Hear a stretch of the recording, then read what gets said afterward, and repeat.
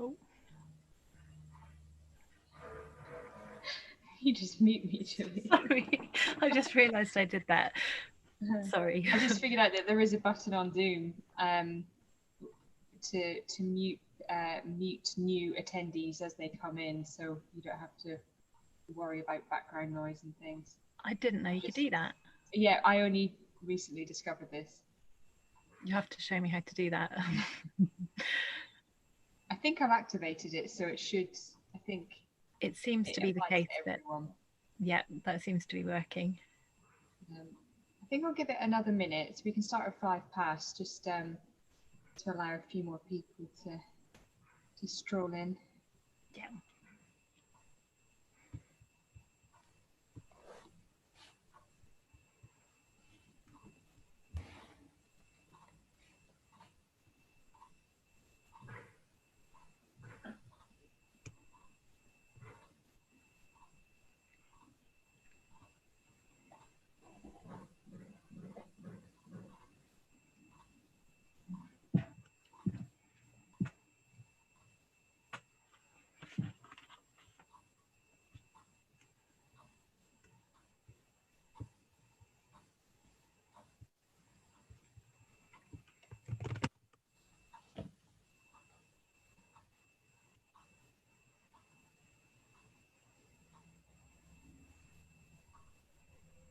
So, Julie and Simi, are you okay for me to go ahead and begin?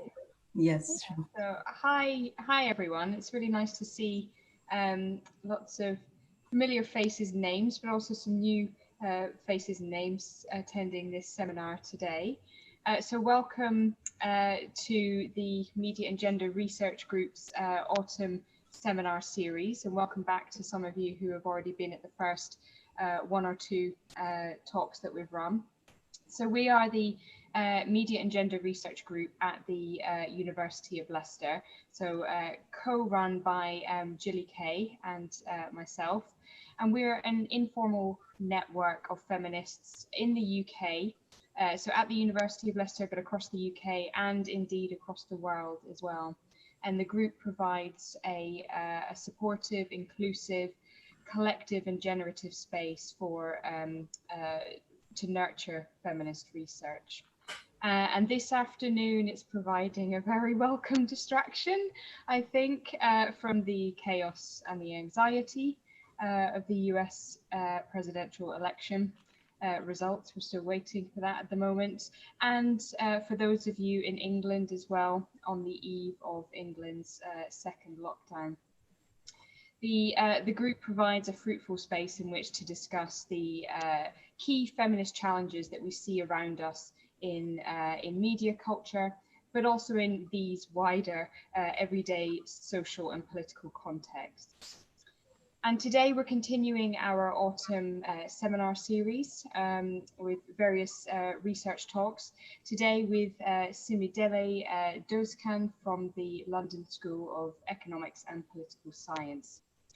Simi is an assistant professor in the Department of Media and Communication at LSE, and her research centres on Black African women to explore questions of race, gender, subjectivity and power in a global context. Really excited about her new book, Fashioning Post-Feminism, Spectacular Femininity and Transnational Culture, published by the University of Illinois Press. And we're going to be hearing a bit more about that new book today. And she's also co-edited the book African Luxury, Aesthetics and Politics with Mehita Ikani, published last year in 2019.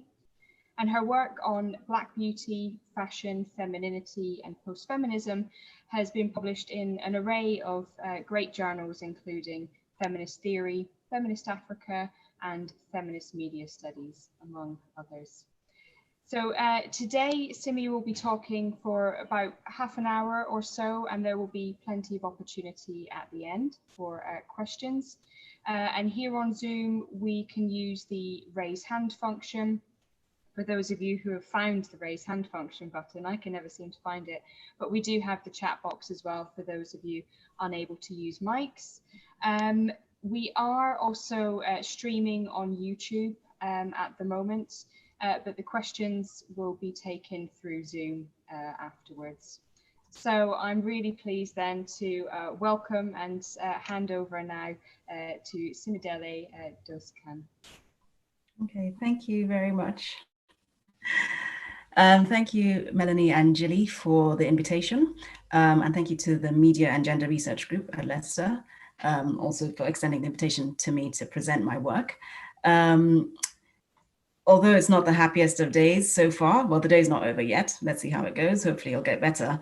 But, it's been a difficult day, I'm sure, for many of us. And even, yesterday as well, and the night as well. So it's nice to be, it's particularly nice, now to be in a space like this, to sort of remember that there are kind of like-minded people out there, and, to be in a kind of community of feminist scholars and thinkers, talking about the issues that are of concern to us. So thank you again for having me, and thank you to the audience for joining us this afternoon. And I look forward to the discussion.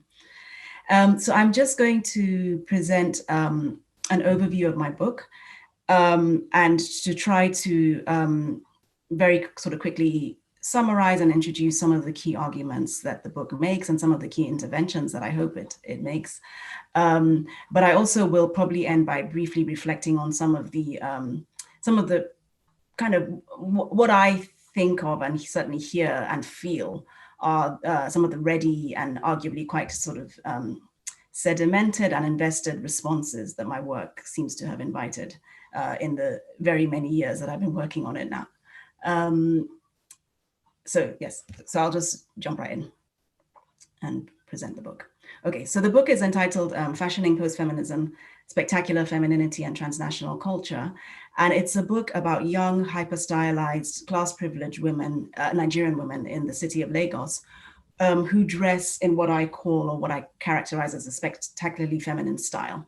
So this is a style of dress that's characterized by long, dramatic weaves or hair extensions, also wigs as well, heavy and immaculate makeup, false eyelashes, false nails, very high heels, and so on. So really, I was looking the style, or as I kind of characterized it, and as I defined it for the purposes of finding research participants, it was very much about the kind of accoutrement. So it's not so much about clothing, but really the other kind of fashion and beauty technologies that the women wore or wear. So the central question of the book is what kind of gendered subjectivity is being performed in and through this style? Or more simply put, the question for me and my interest was how does the stylized subject that I call the spectacularly feminine Lagos woman, how does she see herself? As what kind of self? What kind of gendered and also otherwise constituted and positioned self? So to try to answer this question, well, before I talk about my method, I suppose I should say that, there's a feminist analytic tradition that kind of, there are different ways of kind of reading the hyper stylized and the hyper feminine woman, the woman who presents herself in hyper feminine style, reading her from the surface of her appearance. But I wasn't interested in kind of taking that approach. Again, I was interested in subjectivity and, how does the woman, what is her own kind of account of self? Not so much how is she seen by others, or, or how could I read her just on my own as a kind of, doing a more kind of textual kind of study.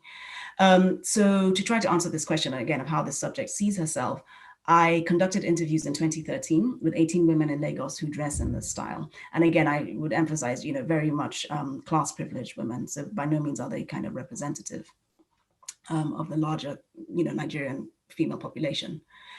Anyway, so I conducted interviews with these women, and basically in the interviews, we would essentially just kind of walk through the different aspects of their style, how literally from head to toe, what they do with their hair, their makeup, eyelashes, and so on and so forth.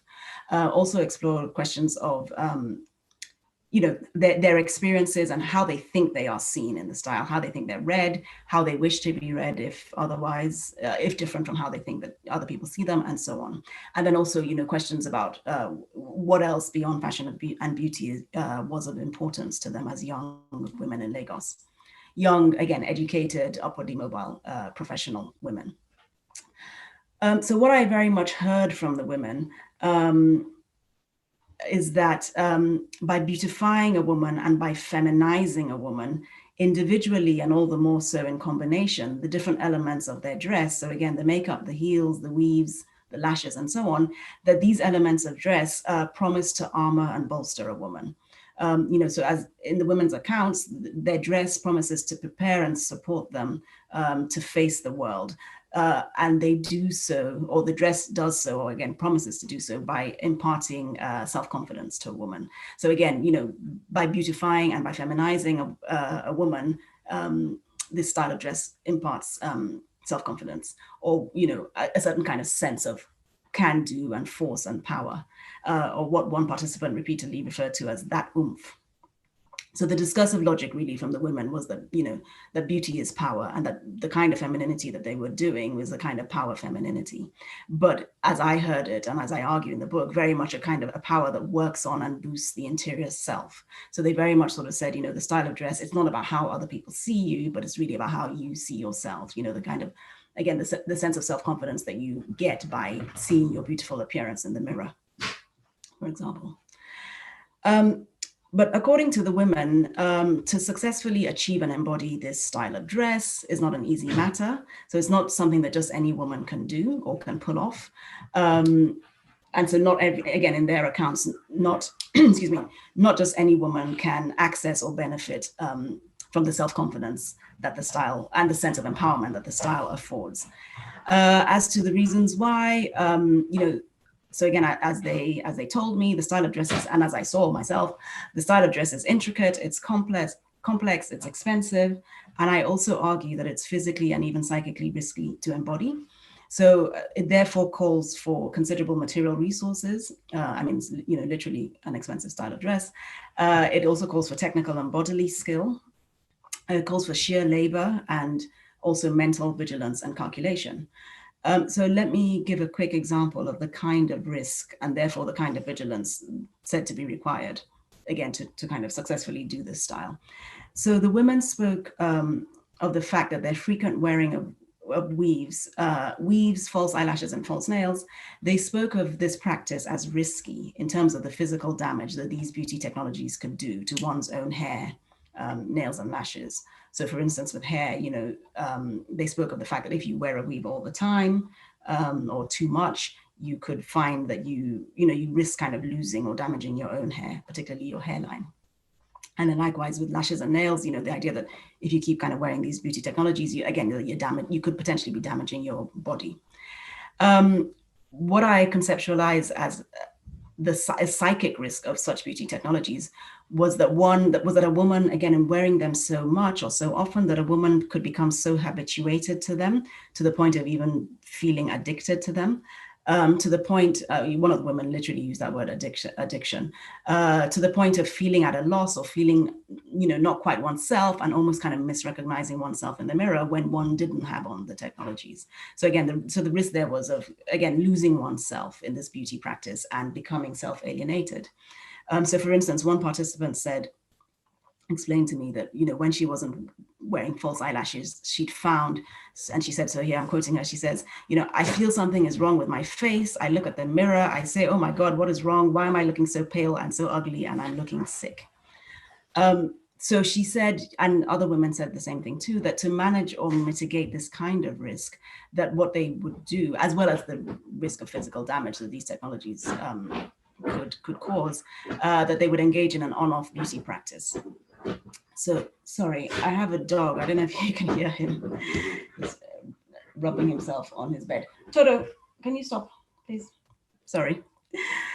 Okay, yes, I was saying, so to manage this risky beauty practice, so the women spoke of engaging in an on-off beauty practice. So, allowing their hair and their nails and their lashes to breathe and to rest. And they use those words a lot in the interviews, to breathe, to rest. So I conceptualize this as a kind of responsibilized practice of risk managing one's use of intensive beauty technologies. But as I heard it from the women, with a view to precisely continuing to use them, so again, making sure that you managing your use of them so it didn't kind of stray into addiction, and also managing the damage so that you could keep kind of coming back to the practices rather than kind of giving them up, the practices and the technologies. Still on the question of what it takes to do the style successfully. So again, the participants very much sort of saying, not just anyone can do it. You've got to be a special kind of type. So the participants distinguish themselves from other women who on the surface of things look like them. So who dress or who appear in the same style of dress. And they did so in two main ways. So firstly, they position themselves as women who very much choose for themselves how they dress. And as I've already sort of said, that they very much said, like, it's not about external gazes or attention. It's certainly not about male attention or heterosexual attention, but rather that, the dress practice, and again, the route to feeling empowered by the dress practice was to do it for oneself, right? And, to dress to please oneself in the mirror, rather than to dress thinking about other people and how other people might see you and what they might like or not like. So they very much, again, position themselves as highly individualized subjects, as choosing subjects, as knowing subjects, as self-referential subjects. It's very much, again, I do it for me. It's just for me. It's not for anyone else. And also very much self-pleasing subjects, that I do it for myself because it makes me happy. And again, it gives me this oomph. And in all this, they very much position themselves as essentially happily unencumbered by any kind of larger social or cultural or intersubjective considerations in their dress practice. And then secondly, they distinguish, and then, said, again, not all women sort of know this, so this is the route to, again, empowering oneself through this dress practice. So for instance, there was one woman who in the interview very much took up the position of a woman who kind of imparts both the technical know-how, but also the disposition, the right disposition to other women, right? So that, mostly her friends and her colleagues, that, this idea that so she said, for instance, I always tell my friends, dress up for yourself, not for your boyfriends, not for your husbands, because, if you dress for someone else, then you won't feel confident and so on. But when you dress for yourself, again, you've got that kind of sense of force that the dress affords you.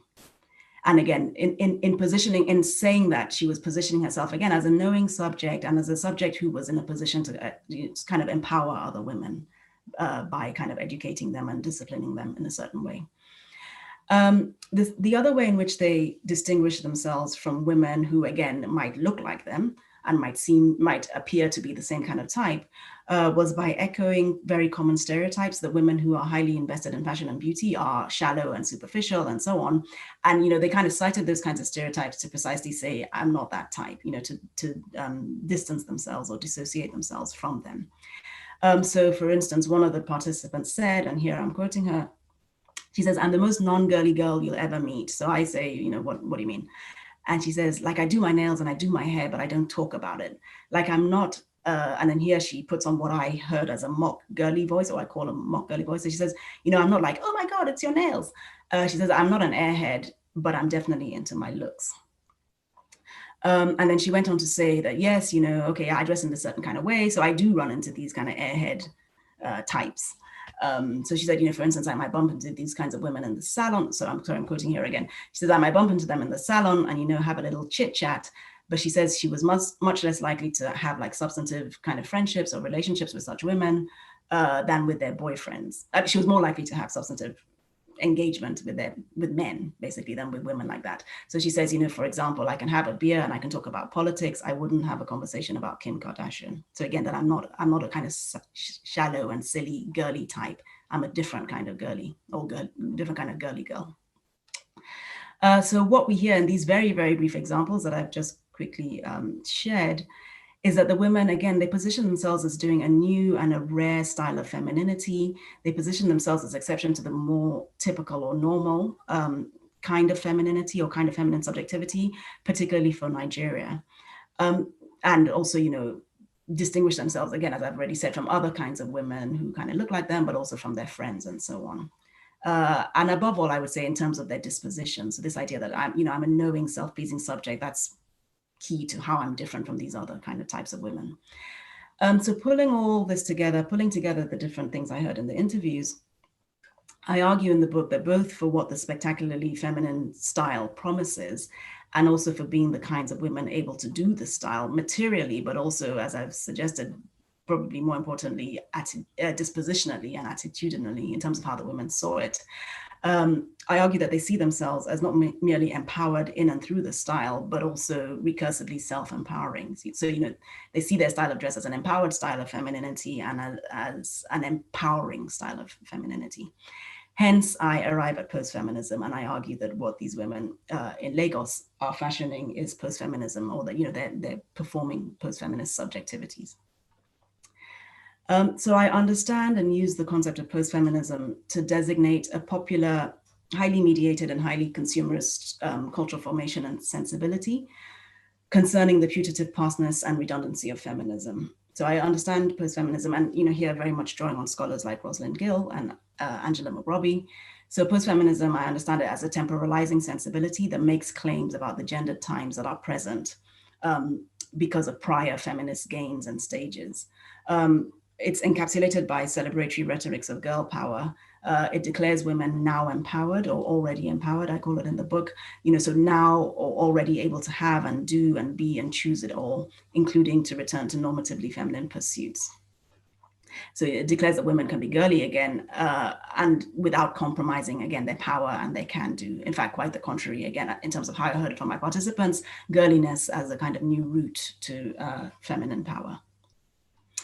So of course, all this is a cheery neoliberal fiction, I argue in the book, but certainly it's not addressed or promised to all women. And I think this is very important in the literature and post-feminism in general, but also in my work. So when I began this project, which was in 2011, so it began as my PhD dissertation, at the time, the critical feminist literature on post-feminism was written overwhelmingly by white Anglo-American scholars who saw, feminist scholars, who saw and conceptualized post-feminism as specifically a Western cultural formation and sensibility that had emerged in the West in popular media culture in response to second wave feminism. And likewise, in this literature, the post-feminist subject was seen and figured and imagined as almost exclusively white, but also middle class, educated, upwardly mobile, heterosexual, able-bodied, and so on. So, you know, quite a delimited type. So in this literature at the time, so again, 2011 or thereabouts when I began this work, women of color were effectively missing from the literature, or rather women of color in the global north were effectively missing, you know, so there was very much this kind of, but there was a kind of critical recognition of that in the literature. There was a claim that post-feminist culture is racially exclusionary. You know, it doesn't, in terms of the kind of representations that we've seen in popular media texts, that is very much a white figure that's represented and addressed by these texts. So if women of color in the North were missing, women in and of the global South, which of course is my sort of research context, they did appear, maybe somewhat paradoxically, they did appear to some extent in the literature, but quite crucially as constitutive outsiders. So there was a recognition in the literature with which I broadly agree that part of the sense and logic of post-feminism in the global North is precisely through the discursive and kind of imaginative displacement of the need for feminism, or what we might probably these days call more women's empowerment, you know, the displacement of the putative need for that to women in the global South. You know, to places that are said to be kind of behind and needing to progress, and in some cases even needing to be rescued, needing intervention, and so on. So one way in which I think of this or write about this in the book is, you know, I say if post-feminism in the North, again, is kind of encapsulated by, you know, the slogan girl power or those kinds of rhetorics, and is represented and promised as already achieved, already unleashed, already present, again, that same sort of logic is translated and displaced in reference to the global South to something that we could call like girls to be empowered, for instance, right? So, you know, there's a different kind of temporal and other kind of logics that are kind of, you know, used to kind of distinguish, again, women in the North already empowered from the women who are elsewhere who are kind of behind them, putatively behind them. Anyway, so where I'm going with all this is to say that, I should say, sorry, this was when I began the project, but in the years since, there has been a shift, and that, you know, now there is more feminist work on different kinds of, differently positioned post-feminist subjects and representations. So it's not as, the literature is not as centered on whiteness as it was initially. But anyway, at the time I was doing the work, or beginning the work, essentially within the dominant terms and imaginaries of this literature on post-feminism, women, like my research participants, were not only were they not seen, but they were you know, they couldn't be seen within the terms of the literature. They couldn't be seen or imagined as possibly or actually also hailed by post-feminist culture, possibly or actually responding to the interpellation of post-feminist culture, and also desirous of participation in this kind of culture. So in light of that, one of the key interventions of the book, or at least I hope one of the key interventions of the book, is to offer a conceptual and methodological, but also very much empirically grounded argument or critique of what I deem the Eurocentricism and the blinding attention to whiteness of the literature of on post-feminism, and a critique of its failure to think sufficiently about and across difference, and really kind of multiple forms and sites of difference, so racial difference, but also kind of geopolitical and other kinds of difference. So I argue in the book that post-feminism is not the exclusive or inherent cultural property or possibility of white women in the global north. I argue that it's more productive, but also more apt, and I think more necessary empirically, to think of the culture as transnational, as traveling across borders, and really, in this case, national borders and regional borders and cultural borders, but also feminist historical borders. So I argue that while post-feminism may indeed have begun in the North, in the global North, and again, emergent popular media culture in the global North at a certain kind of historical moment, let's say from the 1990s, my argument is that it has since exceeded this location and this that sort of temporal and cultural location, and has been put into transnational circulation by the many circuits and connectivities that crisscross borders, again, geopolitical borders, and that constitute our historical present.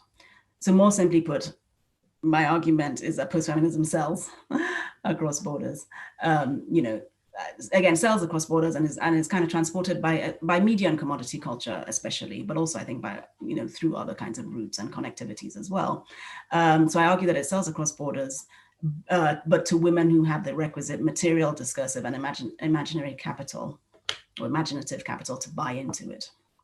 So again, my argument is by no means that post-feminism is just kind of out there everywhere for everyone, but rather that, but that it's a kind of dispersed cultural formation and interpellation, and that again, the subject who can kind of do post-feminism cannot be so kind of simply or strictly predefined in terms of things like whiteness or Westernness, if you want to call it that.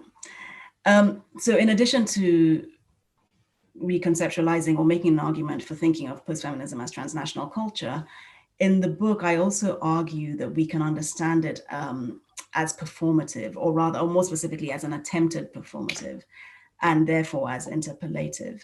And what I mean here by saying that post-feminism is an attempted performative is that I think we can understand it as not merely a cultural construct or set of discursive meanings and representations, but one that attempts to engender that which it says or declares or promises. So my argument is that if post-feminism declares and promises to women, but again, very particular kinds of women, if it declares and promises and, says, this happy kind of celebratory declaration that a new and I guess better gendered time and state are here, I argue that in fact this declaration and promise is an invitation to women, an interpellation to make it so, to make it true, to produce and materialize the said new happy gendered time and state, and to style and make themselves as women who inhabit and embody this kind of happy state, to make themselves or render themselves women who can and do indeed have it all,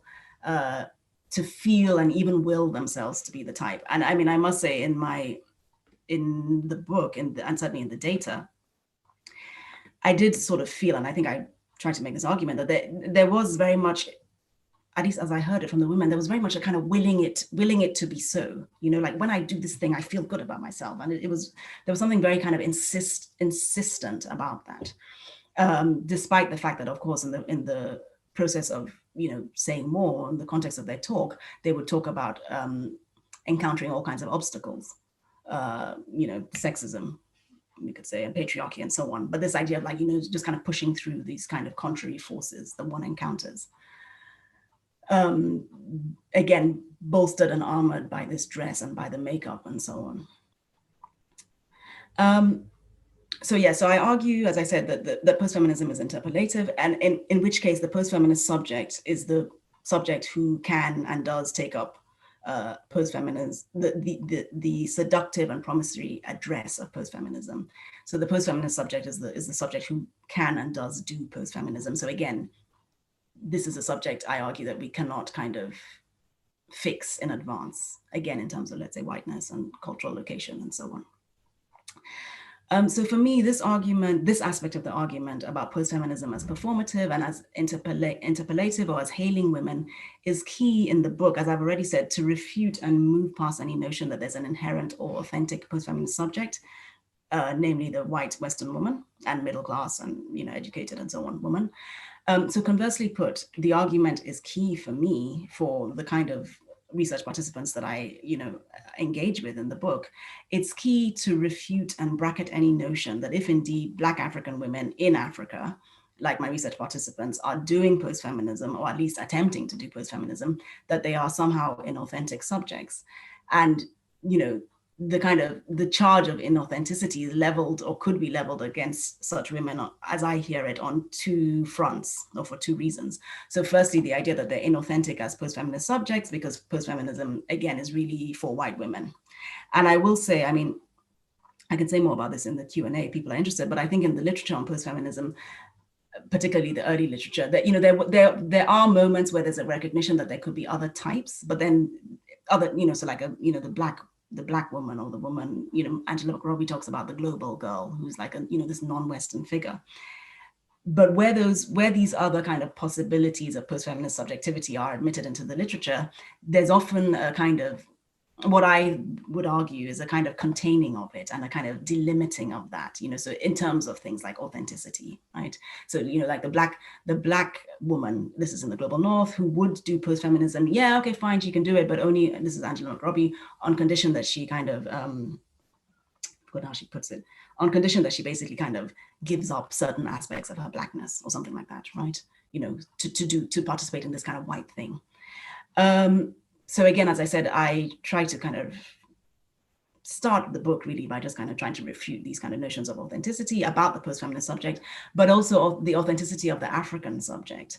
You know, so again, as I said, there's a certain sort of charge, and I certainly have heard this, it's been said to me many times when I present my work, you know, there's often this idea that, are these women authentic African, but are they authentic African women, or real African women?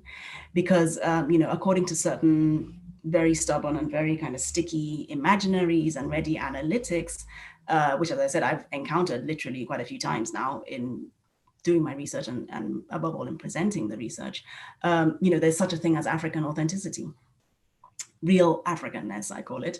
And Africans are supposed to be, you know, remain in it. Thank you very much. You know, what's all this sort of funky self-stylization that you're trying to do? That's not the real African way. So as I said, in my experience of what is now almost 10 years of working on this project, when I present it, almost without fail, I get questions and comments to this sort of effect about not only how representative the research participants are as African women, but also how authentic. You know, I've had this at conferences, at research presentations, even in the job talk I've had it, also in peer review comments to, you know, some of the articles that I've written or submitted from this project. And I mean, quite clear to me, well, I think made quite clear in the comment, both in the fact of the comments, but also in the content of them, is precisely that, you know, the presupposition is that, of course, these women are neither representative or authentic as African women, or as African women. So to give some examples, so at an African study, and I should say, I've heard this from a range of scholars. So, you know, certainly from white scholars, but also from African scholars too. So for example, at an African Studies conference that I attended a few years ago, with a dismissive wave of his hand, a male African scholar in the audience, when I presented, declared that my type of research subject was, quote, not a real African woman. You know, he just kind of said, they're not real African. Why are we even having this conversation? At a research seminar at Oxford, a member of the audience, a white British woman, said to me skeptically after I presented, she said, but these women kind of look like victims of Western cultural imperialism. At an international fashion studies conference that was also at Oxford, with what sounded to me like a touch of post-colonial melancholy, you know, a sadness for the time, the putative time when the natives were properly native and recognizably native. A member of the audience said to me, and again, she's a white woman, a white scholar, said, she said, isn't it sad that these women are losing their traditional dress? So in the book and in my research in general, and certainly in presentations, and I will confess that I've sometimes actually lost my temper in response to some of these kinds of comments in conferences or, in presentations.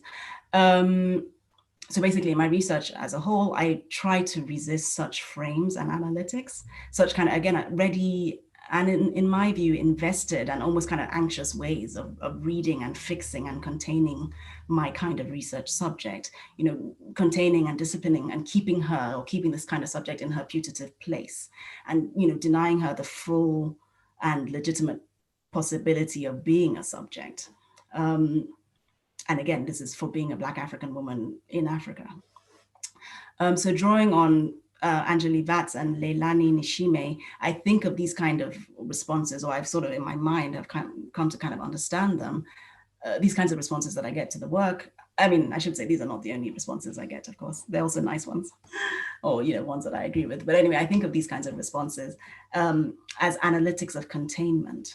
And by this, I mean, again, here drawing on Vatz and Nishime, analytics that, so here I'm quoting them, analytics that simultaneously elevate and normalize white Western culture in the process of confining difference. Analytics that diminish the subjectivity, in terms of my work, the subjectivity of the African woman or the Black African woman, and enhance the authority of white womanhood. And I would say also the imagined kind of desirability of white womanhood to everyone else. So, this idea that, again, it's this idea that these African women, they're not being properly African and they're desiring whiteness and Westernness and so on, which again, I just try to sort of bracket from the get-go in the book. And I do so again, in addition to working with a theoretical view of the subject as performatively constituted as a way of kind of, as not even responding, but actually just kind of putting aside these kinds of ideas. Other ways in which I try to refute them in the book, or to refuse any notion that my research participants are inauthentically African and also relatedly inauthentically Black, include by historicizing feminine fashion and self-fashioning in the African context. So, I argue that contrary to those who may imagine Africans as people without fashion, and by fashion, I just mean quite simply changing styles of dress, the pursuit of new styles, and self-fashioning as a kind of desirous practice of self-making and self-distinction. So contrary to those who think that Africans have no business with such things, and that we just have this kind of static traditional dress and so on, I argue that fashion, so again, changing styles of dress, quite simply, is in fact a constitutive part of our tradition, and is constitutive of Africanness and Africanicity, or Africanness or Africanicity, well, Africanness, let me say, that it enters into the very fabric of what it means to be African. And I think we know this from both the scholarship on dress in Africa, as well as from everyday lived practice on the continent. Certainly as an African, I know it from my lived life. And we know and we can see, and it's empirically and ethnographically obvious, that Africans have very long and deliberately produced and adopted and adapted new ways of adorning and presenting ourselves. And of course, my argument here is not a happy or celebratory argument about self-making. I very much recognize that if Africans are self-fashioning subjects, which I think we are, that we very much do so on of course, very kind of asymmetrical material and on a very asymmetrical material and cultural terrain, of which, of course, colonialism and imperialism and so on are very central. In the book, I also very much try to localize the women's practice. So, I make an argument about post-feminism as a transnational cultural sensibility, as traveling and so on. But then in the detail of the book and in the detail of the empirical analysis of the data, I very much try to sort of situate the women's practices and situate the way they kind of understand and account for what they're doing in their lived and in their immediate kind of local context.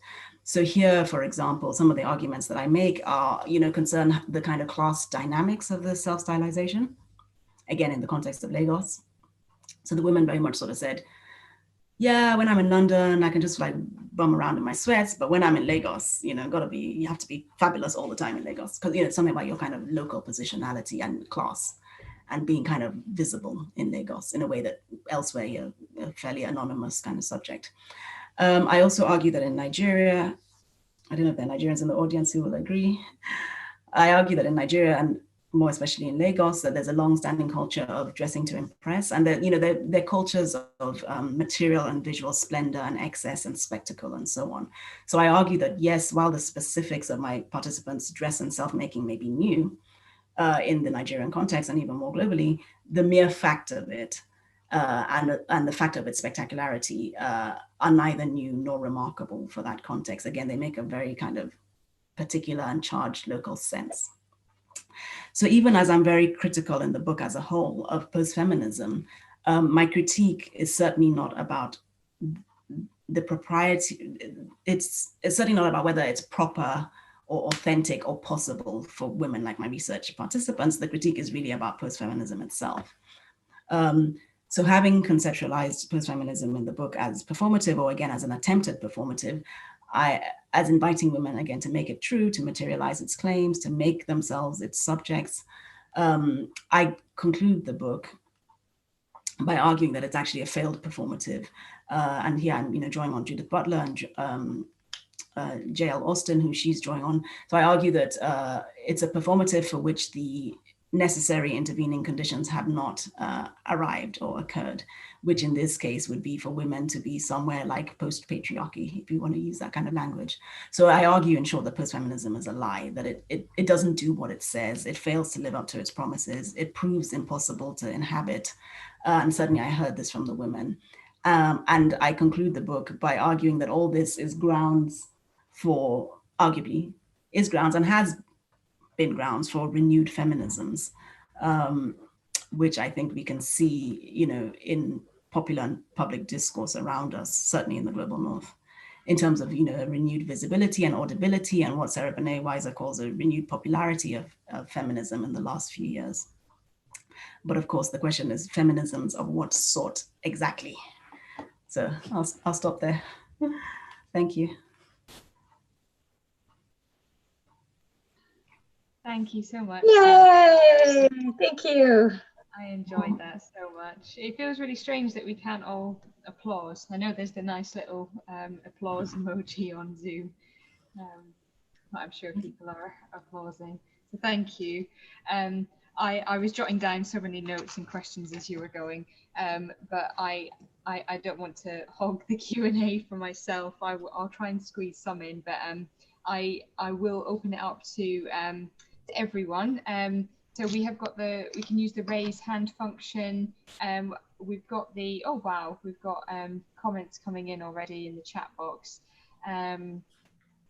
So I might just go straight to the chat box actually. I don't see any hands up at the moment because Kim has written a question in there. So yeah, she loves your work, and just picking up on that final comment, she says, I wondered if you could reflect on recent debates within scholarship on post-feminism or popular/neoliberal feminism that engage with the shift from a repudiation of feminism as passé and no longer needed, which enabled that investment in the body, the feminine, etc., to an explicit recognition of gender inequality and embrace of feminism as needed or even fashionable, albeit problematically. How, if at all, do these shifts in understanding the logics of post-feminism relate to the Nigerian context or outside of the global north more widely? And yes, that makes perfect sense to me, Kim. Yeah, so would you like to take that one to begin with? Yes. Okay, well, first of all, I'm going to say the short answer is I don't know, just because I haven't done that research. But I mean, yeah, I certainly see that question. I think, the question makes perfect sense to me, and I think it's an interesting and important question.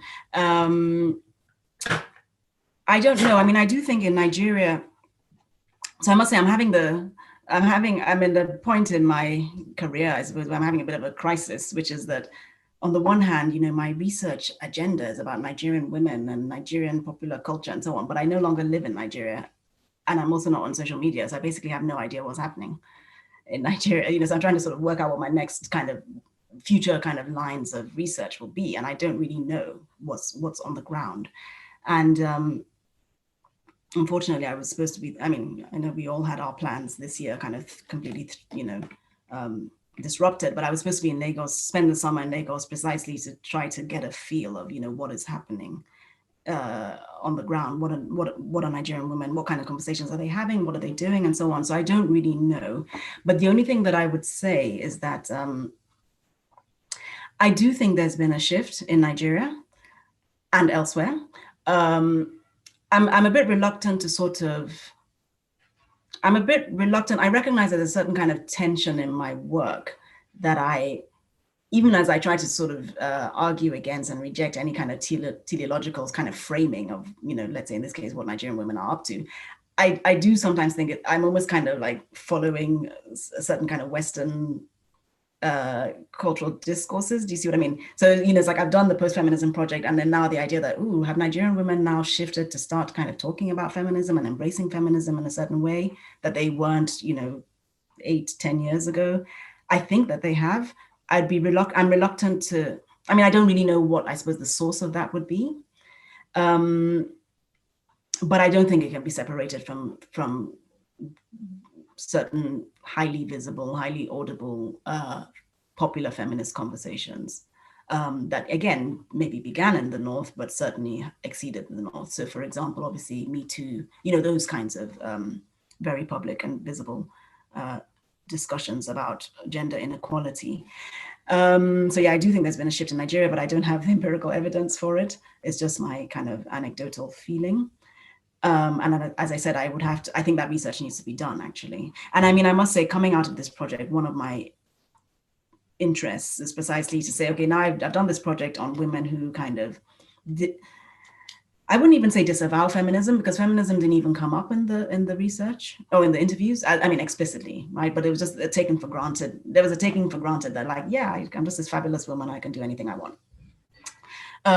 So I'm interested. I then became interested. I think I was interested in this anyway, in the question of feminist subjectivity. What does that mean? What does that look like in the Nigerian context? And also kind of the question of what brings women to feminism, actually. So I think potentially, maybe that is my next project, I don't know. But certainly I think that's an important question to be explored. But sorry, the final thing I'll just quickly say is, as some people in the audience may know or may have heard in the news, so a few weeks ago, in October, basically, there were the massive protests in Nigeria about police brutality, which unfortunately ended with a spectacularly violent response from the state, from the Nigerian army. They shot at unarmed protesters and killed a number of them. We don't actually know how many. But anyway, the protests were very well organized, very coordinated on social media. There was a lot of fundraising around them and so on. And as I understand it, so again, I'm not on the ground, so this is my understanding from afar, they were very much organized by this group that calls itself a feminist coalition. And they were really kind of at the center of it in terms of the coordination. So that is just a quick example of, I would say, a group like that, to my knowledge, didn't exist 10 years ago. Or 15 years ago, with that kind of labeling. So I think that, that as an example of that there is a certain kind of shift, I think, to feminism. But again, I don't know what the content of that is. Thank you. We've got a couple more people in the chat would like to ask questions, but yeah, I don't know where this mystery hand raise button is. I think some people have it on an updated version of Zoom. I certainly don't have it. But we'll go to Ganiyat first. I know you've got a question. Okay. Hello, everyone, and it's really nice to. Yes. Yeah. How are you? I really enjoyed your presentation, and I learned a lot. I like to say about those who want to dismiss the research, like, are they really African? I wonder if you've looked at the way African women, Nigerian women who are based outside the country, how they use African fabrics, African styles, African makeup, especially when they are doing events that are symbolic, like marriages, naming ceremonies, and all of that. They are not even in Africa, but they reflect the African beauty or fashion styles, And so for me, I think it's an aspect you can actually look out to show that, even when they are not in the country, they want the African culture to reflect in their fashion styles and philosophy.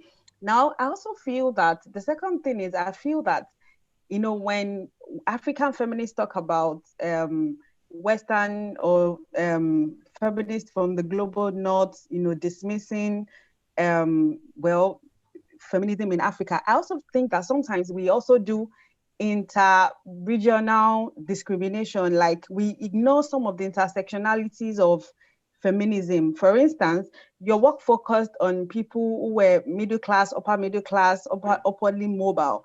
But I would say that, you know, I'm based in Lagos, and I'm familiar with people, women who are in lower class, you know, less educated, less upwardly mobile. And I see the zeal to actually live, dress, style themselves like these other women. And so they go out of their way to buy imitations of, you know, expensive designers. They go out of their way to dress. And so it is not uncommon to see a woman who is hawking, you know, some wears on her head, but she has very long nails, weaves and attachment and all of that, because she also feels it's a way of, you know, well, getting herself, you know, giving herself confidence, is a way of showing and enjoying herself regardless of what the situation she is in life. And so I feel like there's a need to actually reflect on what it means, what fashion means to these other women who do not have the economic and social capital to actually dress, you know, expensively, but they still go out of their way to do exactly this in cheap imitations of the designers and all of that. Have you ever considered that in your research, and what does this mean to you when you talk about post-feminism and fashion?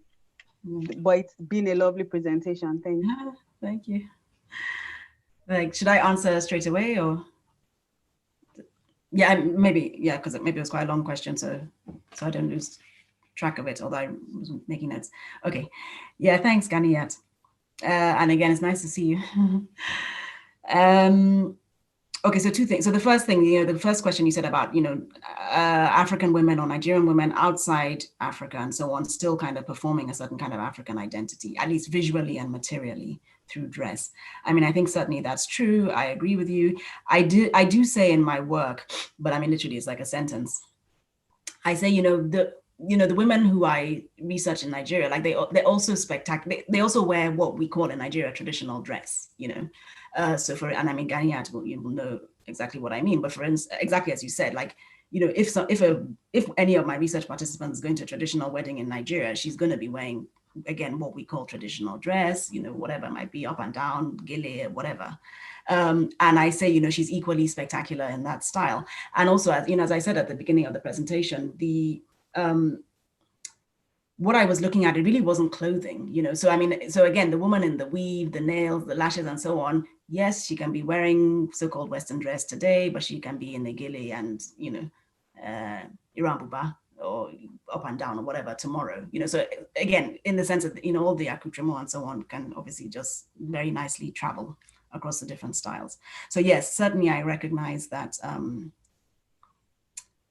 I recognize, of course, that Nigerian and African women do also wear traditional dress, but I also try to get away from too strict a binary of traditional and whatever the opposite of traditional is or would be in the African context. So again, part of my argument is that I argue that even from moving away from the language of Western dress in the African context, and again, part of my argument is that if Africans have been wearing both through desirous choice, but also through processes of colonization and Christianization and so on, and also Islamization, but obviously that's a different dress code. But if Africans have been wearing dress that originally came from somewhere else for 400 years, why are we still talking? At what point can it and does it become ours too? You know, and for me, I think there's a certain violence actually, and a kind of reinscribing of a colonial violence by continuing to say that the African subject who engages, let's say in this case, in terms of dress, who wears so-called Western dress is wanting to be Western or is not being authentic. You know, those kind, I find those kinds of arguments so problematic. And as I said, I think they reinscribe a colonial violence. It's this idea that the African subject is supposed to be this authentic, age-old subject, unchanging subject. And if we are not, then we get kind of a certain kind of moral abuse, you know, which again, and I mean, it's not just African subjects, again, it's Black subjects, it's Asian subject, you know, it's basically, it's everyone except for the white so-called universal subject who has the capacity to self-fashion and to self-make, including precisely through colonial appropriation. an imperialist appropriation of other people's stuff, right? So, I mean, I'm not trying to make an imperialist argument. I'm not trying to make an argument for African imperialism, but just to say, oh my God, please give us a break. Can we just stop calling it Western dress? It's African too. But again, it's not the only kind of register that we have in the African context, because we also have the traditional. But again, the traditional, and there's a lot of literature on this, when you unpack what is called traditional dress in any African context, again, you see that it's constructed and it's very new, it's invented, and that's fine, I think. The problem becomes when we sort of essentialize it and we want to kind of, fix it and, make it static, and it's not. And I mean, literally just last week, I was saying to my students, I was saying, if I just think of my own dress, almost 40 years worth of dressing as a Nigerian woman, what I have worn as traditional dress in Nigeria has changed so much in the last 40 years, So again, it's not fixed, it's not age old. It's fashion too. It's just a different kind of aesthetic mode. And then the second question, so yeah, I absolutely agree with you, Ganiat. Certainly, so when the project began, I mean, I suppose to some extent it began with me being in Lagos. I was living in Lagos myself, and I was kind of seeing young women around me in this kind of style and thinking, what's that about? And I'm interested in it. And, it's these kind of elite women. And I was also being seen by various people to like not embody the style and being told that, perhaps I might want to kind of sort that out. One of my aunts said I needed a makeover and she'd pay for it, so that kind of thing. So that was where it sort of began. It was that I was seeing it in a certain kind of space, but certainly over the years, and certainly when I was doing the fieldwork in Nigeria, exactly as you said, it became apparent to me that the style that I was studying was by no means limited to elite women in the Nigerian context. And again, why would it be, right? So exactly as you said, I would be driving around Lagos looking for people to interview, and I would see women, on the street, women across social demographics also dressing in this kind of style. But also, as you said, Ganiat, there was this, I mean, I think this is slightly problematic to say, but I did sort of see this, that I could see that there were maybe degrees of spectacularity, degrees of sheen, because again, the style is an expensive style. So for instance, one where I saw this the most, I think, or what became apparent to me was in the hair. So the women who I interviewed pretty much only wore human hair extensions, which is extremely expensive. The cheapest hair that anyone said that they wore, and this was in 2013, was $400 US. The most expensive was $1,500 US. So of course, that's very far removed from most Nigerian women's budgets for fashion and beauty. But so going around Lagos, I got to the point where I could see that, okay, yeah, because I felt that I could begin to see or tell the difference between like the super expensive human hair and the cheaper synthetic versions, which, again, the women in my particular demographic weren't wearing synthetic hair, but I could see other women in Lagos wearing it. And then the other thing also is that some of the participants spoke about the fact that I got so much stuff, beauty stuff, that I give it away to other women. And that became part of the kind of logic, the way they position themselves again as empowering other women. So there was one woman who's a celebrity in Nigeria, and she said to me, I get so much hair, because like all these hair brands give me hair, human hair, to wear, they want me to promote it or whatever. And like she said, there's so much, I just kind of give it away. Like if it's someone's birthday, I'll just say, oh, here you go, take this hair.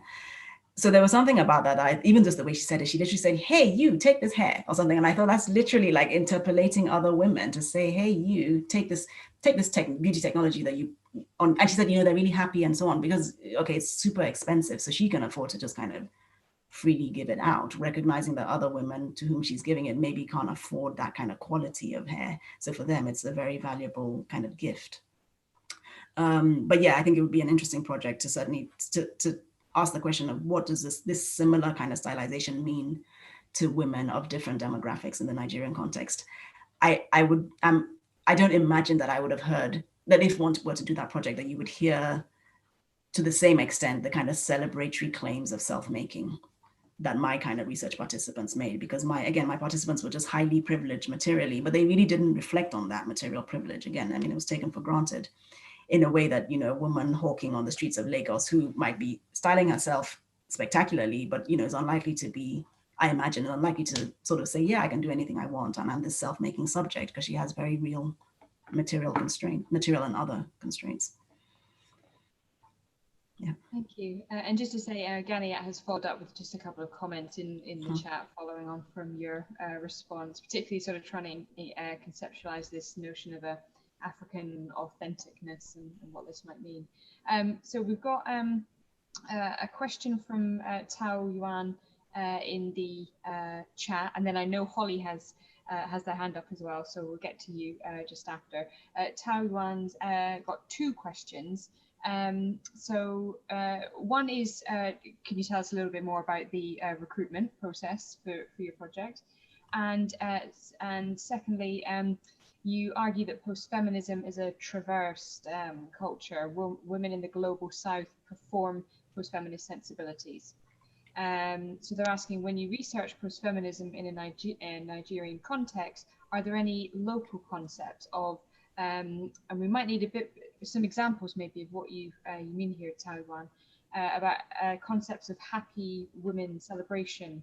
Are they already there, but they're not called post-feminism? So they're kind of there, but they're maybe not being labeled post-feminist. And if so, how do you work with these concepts? So yes, one about method and one about concepts there.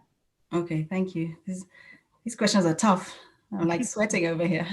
Thank you. Thanks. I mean, I really appreciate the engagement.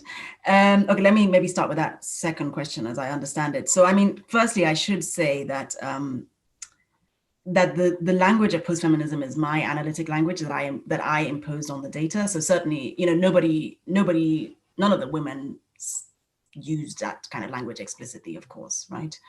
So there isn't an explicit discourse of post-feminism, but I think what there is in the Nigerian context and maybe elsewhere in the developing world or the global south, I think there's very much a discourse of women's empowerment, you know, which, and in the critical feminist literature, a distinction is made, and I agree with it, between that kind ideas of women's empowerment as they are operationalized and used at the moment in the global south in the context of development, and feminism. You know, so I think it's important to kind of distinguish them. Among other things, the discourse of women's, well, the argument is that the discourse of women's empowerment, you know, it's somewhat apolitical, it's neoliberal, it's very much about kind of, you know, making women, bringing them on, making them able and agentic and kind of responsible subjects for the purposes of global capitalism. You know, so it's not a transformative kind of discourse.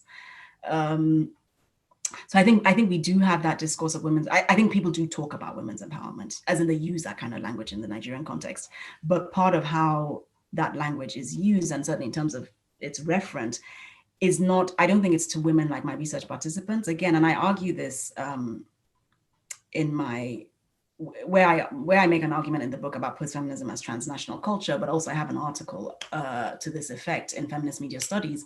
I argue that, you know, part of, you know, as I said earlier, in the north-south, there's a certain kind of logic of like girl power in the north, girls to be empowered over there, you know, in the south, those poor women who need help kind of thing.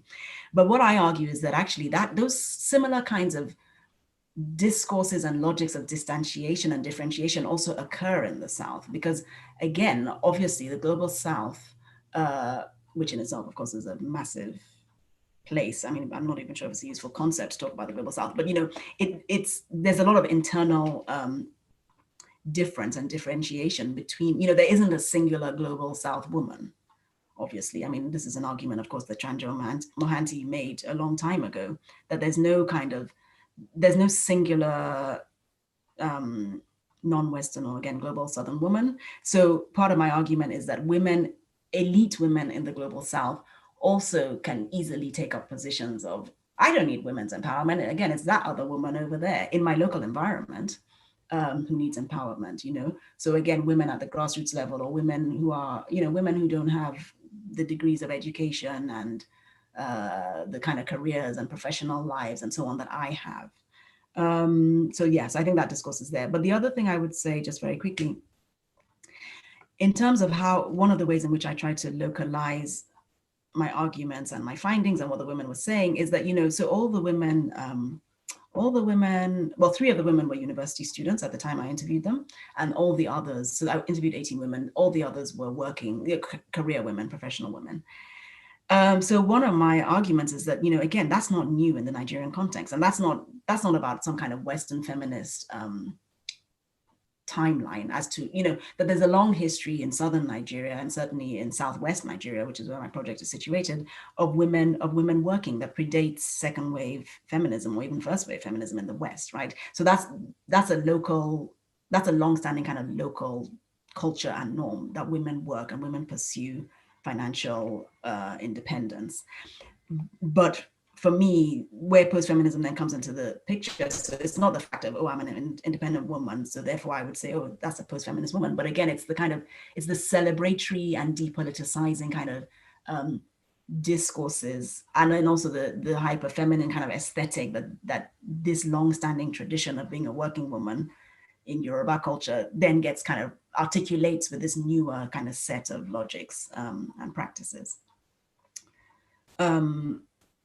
And again, so my argument is, yeah. So for me, it's not that everything in the data is post-feminism. It's about how post-feminism articulates with various kind of local norms and logics and sensibilities. The other question was about recruitment. So basically, I also have an article about this, so maybe I won't say too much because if I can direct you to the article if you're interested. So it's in Qualitative Inquiry in 2015, I think. And it's basically a reflexive account of precisely the processes of recruitment, not even the interview processes or anything, but just how I found the women. So essentially I used 3 methods. The first method was just a written call for participants, which for me was like the preferred method. And, I spent a long time like drafting it and trying to make it sound like fun and sexy and everything to make people want to participate. And then I got to Lagos and I disseminated it through my friends and networks, and nobody responded. I got 2 responses. It just didn't work at all. So I then started asking friends. So I was in Lagos for like 5 months or 6 months. So I obviously had many conversations with friends about what I was doing, why I was there. So I then started asking friends, people, when I would say, oh, I'm doing this project on women who dress in this way, my friends or family would say, oh, there's this woman in my office. Oh, you've got to interview her. She really fits the style, da, da, da. So I then started asking people to connect me with women who they were suggesting to me, but with the women's permission. And so that method was okay in terms of the kind of response rate, but I later came to have a lot of reservations about it and a lot of regrets about using that method actually, in terms of as a feminist kind of methodological, I had, feminist kind of reservations. I sort of felt on reflection that the method was essentially asking other people to kind of objectify women on my behalf and bring them forward. Particularly because, as I said, I'd say to my friends, oh, I'm doing this project, and they'd say, oh my God, there's this woman in my, she's so, there'd just be like a sexist conversation about this woman in my office who's like so over the top. And then I'd be kind of like, okay, trying to not participate in that conversation, but at the same time thinking, oh, could you connect me with her perhaps? Anyway, so the final method I used, which was the most successful in terms of people responding, was actually just physically approaching women who I saw in the style in, again, elite kind of social spaces, because I was looking for elite women. So, I went to one of the most expensive primary schools in Lagos, to the parking lot, although I didn't approach anyone there because I just felt so sketchy.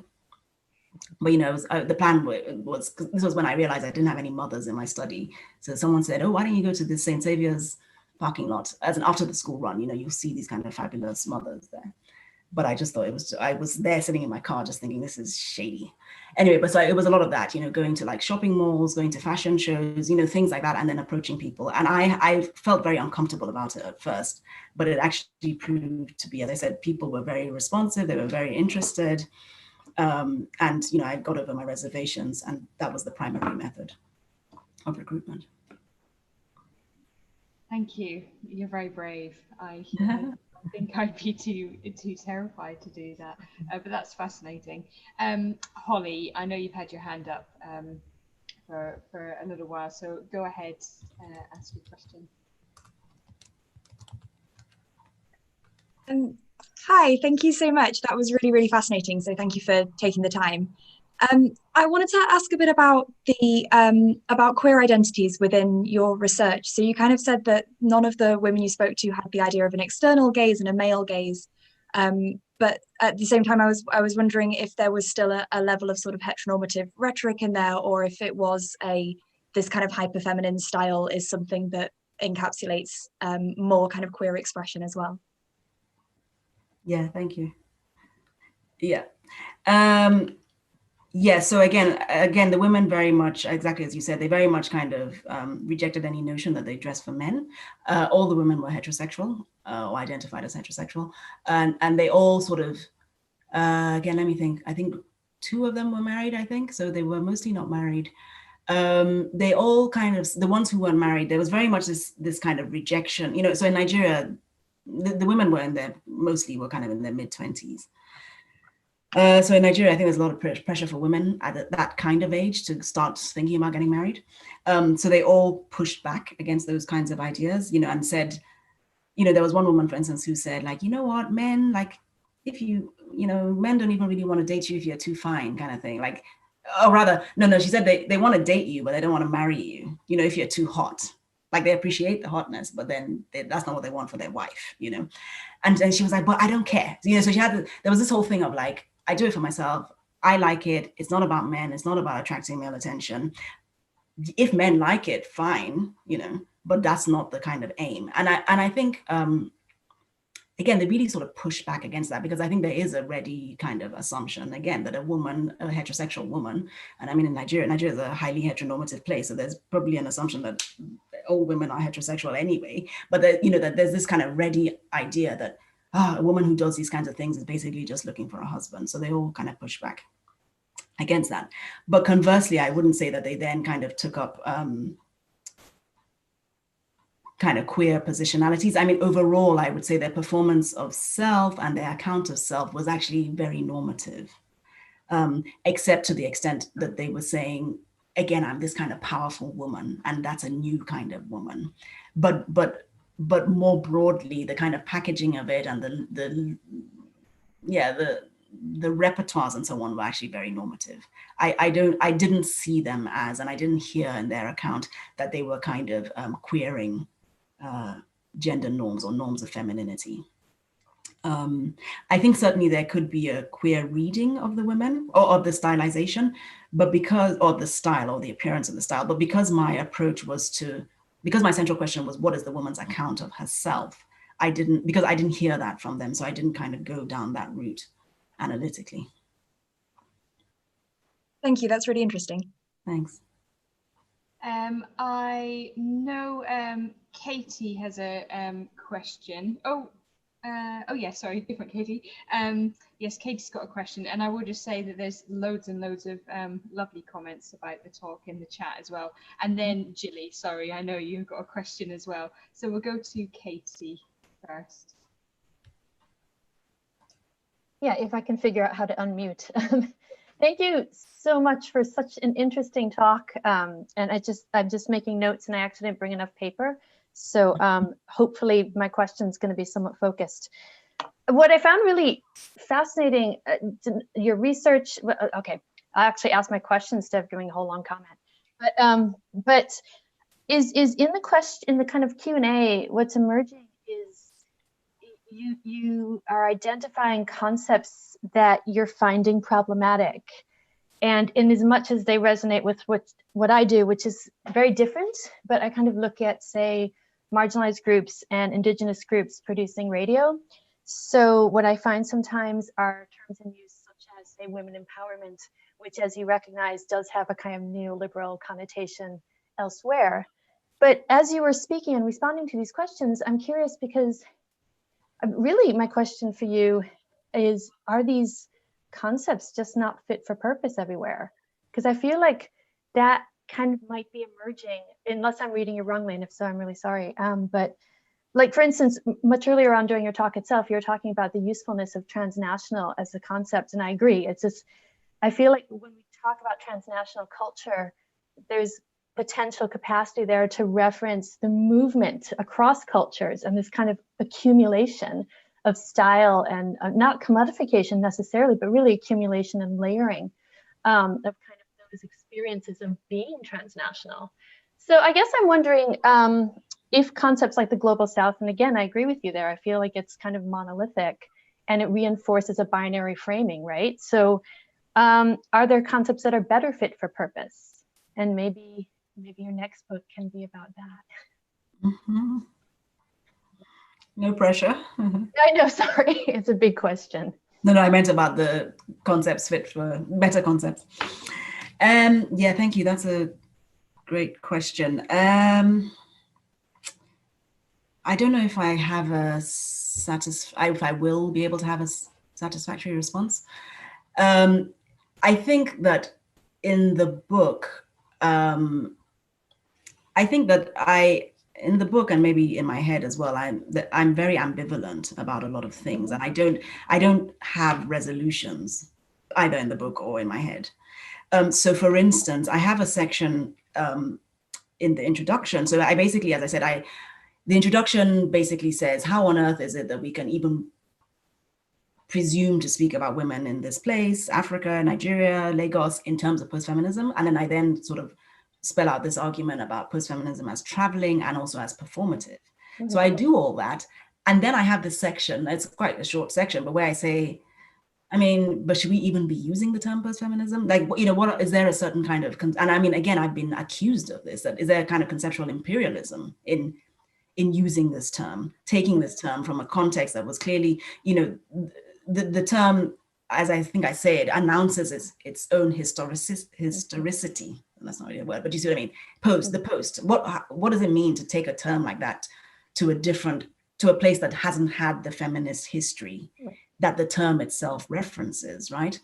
So I had this whole section, again, it's a short section, it's maybe 3 or 4 paragraphs, where I kind of reflect on basically the intellectual politics of using the term, even as I've tried to make an argument for why I think the culture is there on the ground empirically, the culture that's designated as post-feminist in the West.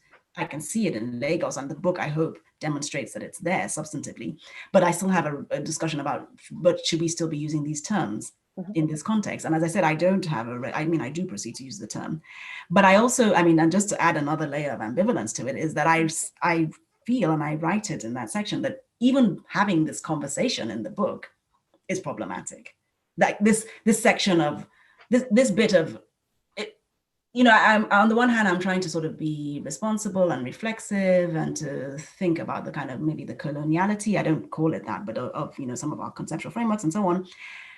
But the mere fact that I have to stop and do that, I think reinscribes some of the kind of metaphysics of difference that I'm precisely trying to get away from.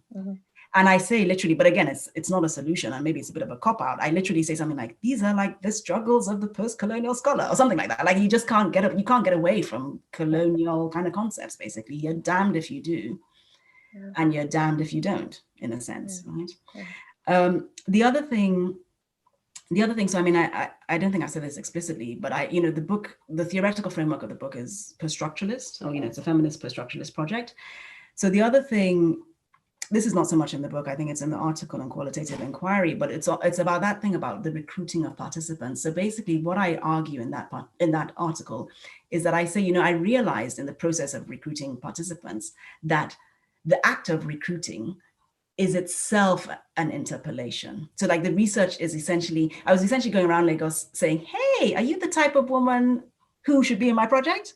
And then people are like, yeah, or no, go away, who are you, kind of thing. You know, so there's so that sort of recognizing the kind of, that research constitutes its own, I mean, of course, not by itself, but the act of research itself, and in this case, the act of recruiting participants, is itself constitutive of its concerns, right? So and then also that, I mean, this is of course a longstanding kind of feminist post-structuralist problem, the problem of working with terms that you precisely want to deconstruct. How do you do that? Because again, every time you say woman, you're kind of reinscribing, or whatever the term might be, you're reinscribing a certain kind of presumed fixity to that term and to the subject. So again, all this is in the book, but I mean, there's literally no kind of answer, because I don't know, basically, beyond just kind of flagging it every now and then for the reader to say, you know, I'm working with these terms that I think are problematic and that I recognize limit the analysis in certain ways, but I don't know how else to proceed, because I do need a literal language with which to proceed if I'm going to write this book. The other thing is, so people always ask me like, oh, is the book like, are there loads of images? And then when I say no, there are no images at all, apart from on the cover, people are like, oh no, how could you not have images? Because it's such a visual style or visual thing. And I sort of say, well, actually, I realize, and one thing I didn't say actually, so, you know, I mentioned briefly some of the comments that I've gotten about the work, and it's always when I have images of the women. you know, oh, sorry, they're not of the actual participants, but, you know, images of Nigerian celebrities and from Nigerian blogs, fashion blogs, and so on. So images of the kind of style. That's when I get this kind of response of, you know, it's almost like people are sitting there looking at this image and thinking, that's not an African woman, right? So part of why I don't have images in the book is because I felt that having images, again, I think does a certain work, or potentially does a certain work of fixing the subject in a way that I don't want to. And one just very quick example of this is that, you know, so a number of my participants are celebrities in Nigeria. You know, they're people who appear in Nigerian media. And so there was one woman who literally, like, months after, just 2 or 3 months after I got back to London from doing the field work, I saw her at some, you know, fabulous event on a, you know, she was on a blog or whatever in the pictures of the event, and she had an afro. So this is a woman who was like all about the weave and she loves her weave and so on. And now she has an afro 2 months later. So I thought to myself, but that's precisely why I'm not trying to say this is who these women are forever and for all time and in the depths of their being. You know, it's very much, these are the positions that they're taking up, but they're fluid. And they could, for all, it was back maybe to the first question from, so I've forgotten who posed the question, from Kim, about whether, you know, that there shifts, basically. There's shifts, of course, in subjectivity and in practices of self-stylization and so on and so forth. And the book, this is just like a snapshot. The women by now could very strongly disavow those positions that they took up then. I don't know.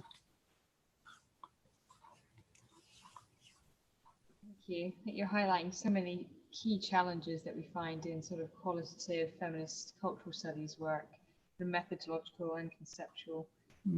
Jilly, sorry, I've been making you wait and wait, but you've got a question. I'm sorry, I was looking for the hand raise function and I realized I don't have one.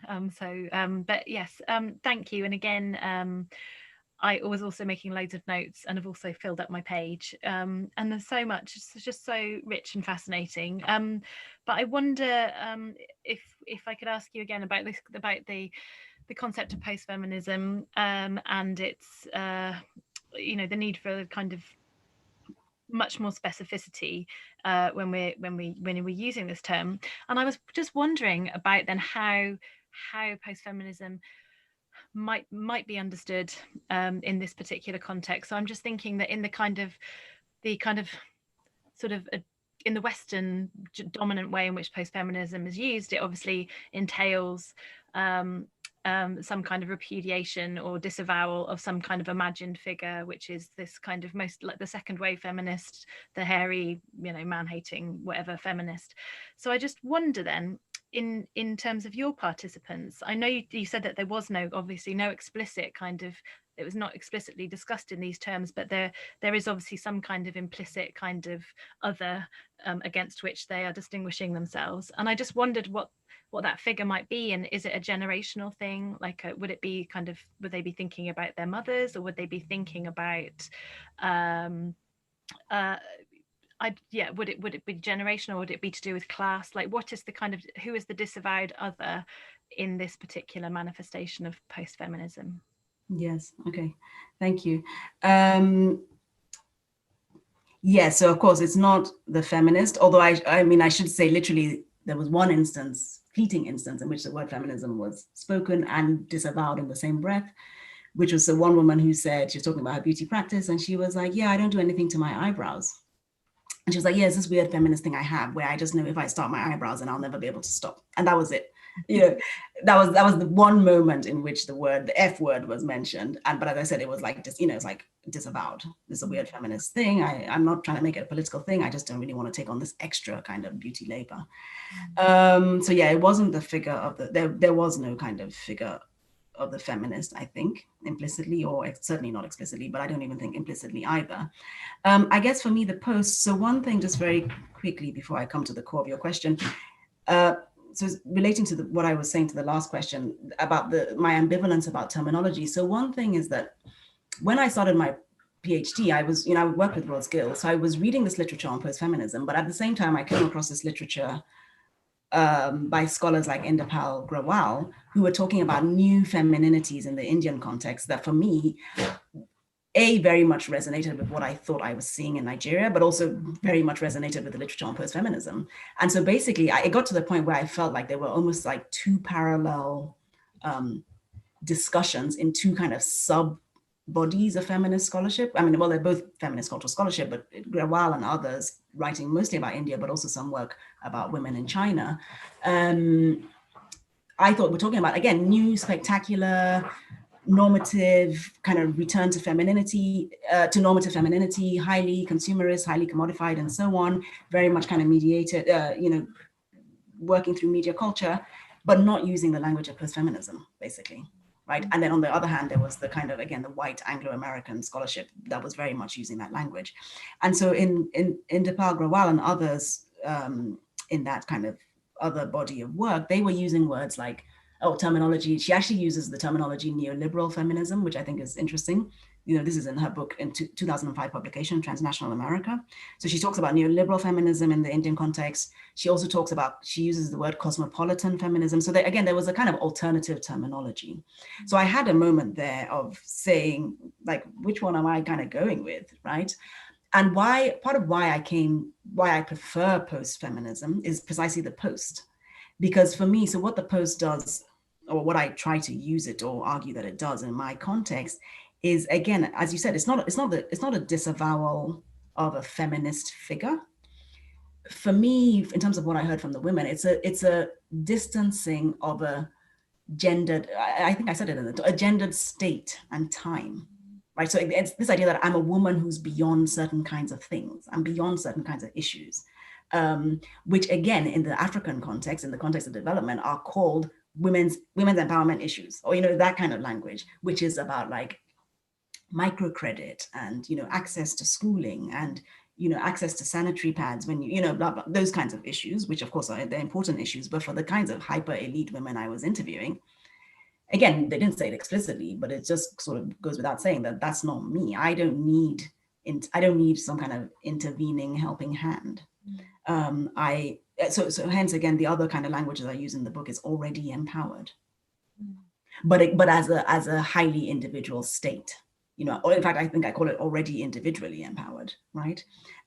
Such that I can kind of do my own thing, make my own way. But I would say there probably were two kinds of maybe three kinds of figures that they were also disavowing. One was generational, as you said. Not that much in the interviews, but I mean, there were a couple of people who said like, oh yeah, like my mom, there was something about, oh, my mom is so conservative or whatever, but I'm not. And like my mom and I fight all the time because she says I dress, I'm too suggestive in my dress.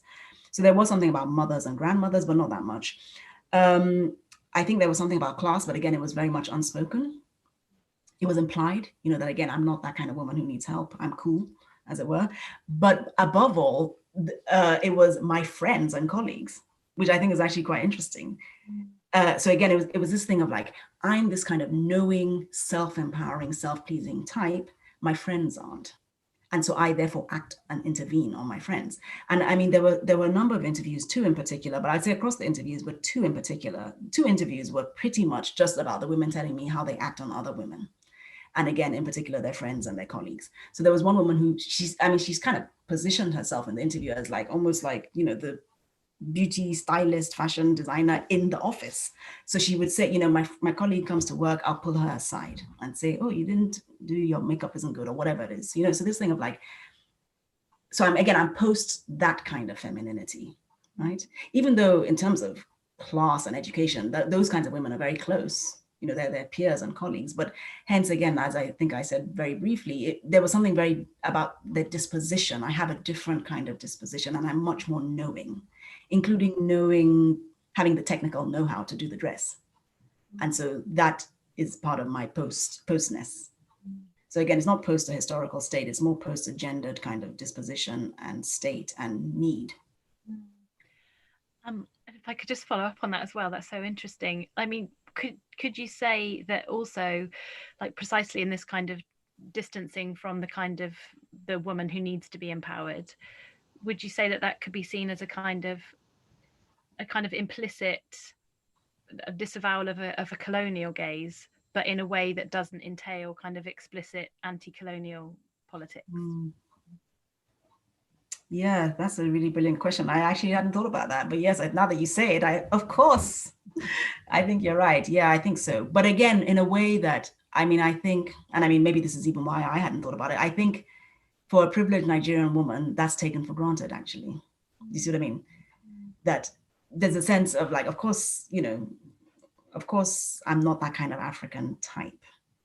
And I should say, so I don't think I said this explicitly, but the women, again, you know, I've said already, they're highly educated, highly privileged, highly cosmopolitan, both in their sensibilities, but also highly mobile, geographically and culturally and so on. So half of the women, 9 of the 18 had done some of their further education abroad. So either in the UK, in the States, or South Africa, or France.